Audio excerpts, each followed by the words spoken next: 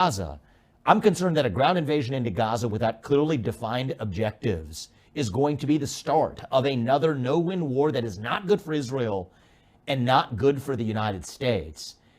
And so one of the things I've been thinking about just in recent days, you hear a lot of histrionics here, a lot of bloodthirsty neocons, in fact, far less reasonable than even many Israelis that are far more rational about this than some here in the United States, is how could this play out? Right? So if we just think about one reasonable scenario, let's just go step by step in terms of where we are.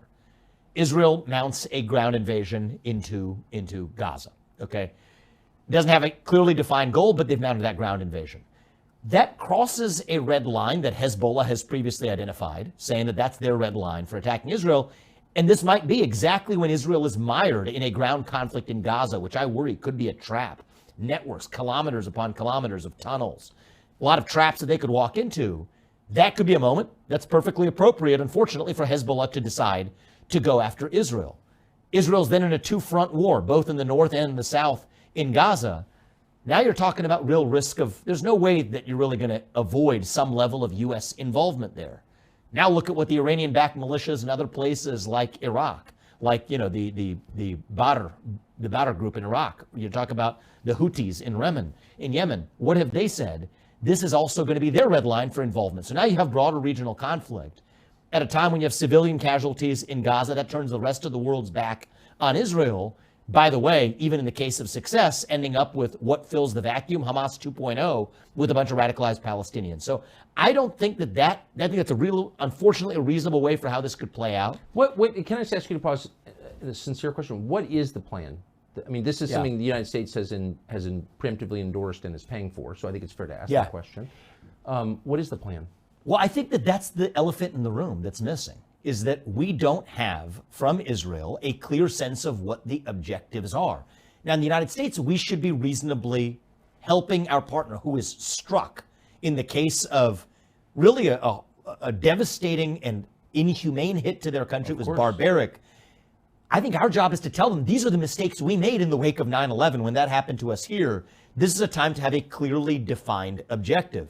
Instead, we get histrionics from the likes of Lindsey Graham or Nikki Haley or Mike Pence offering histrionics at a time when you actually could use rational strategy. It's amazing to get a moral lecture from people who've so diminished our country and who are responsible for the deaths of so many Americans, lecturing you from some high horse. It's interesting. They cite their foreign policy experience, which I don't have, but they wear it as a badge of honor. I think that their foreign policy experience unfortunately shows in terms of the results that they have delivered for this country. My view is, look, a lot of neocons here are far more bloodthirsty than even some more realistic minds in Israel. What's a better alternative to the plan as it currently exists, which is a non-plan, an invasion of Gaza without a clear objective? And I think there's a real cascade of events following Hezbollah, following likely then U.S. involvement, following Iranian militias in Iraq in Yemen. And U.S. involvement would almost, I mean, especially if it's involvement in Lebanon or against Hezbollah, you could see how that could become a much larger conflict very, very fast. Absolutely. And even think about Israel's ability to fight Hezbollah. The last time they were in a war with Hezbollah was 2006. It didn't go very well. I was there. You were? Yes, in Beirut, yeah. Oh, I didn't. Okay. Well, you would know even better than I how well that one front war didn't go. Now imagine if they're mired in conflict to the south in Gaza at the same time.